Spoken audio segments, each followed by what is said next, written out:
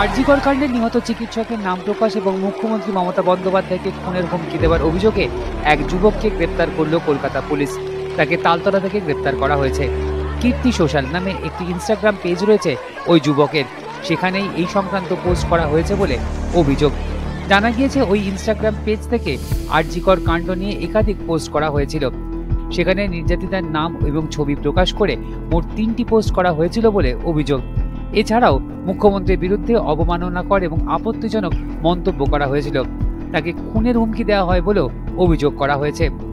Instagram পোস্টগুলি social মিডিয়ায় viral হয়, তারপরেই পুলিশের নজরে আসে সেগুলি।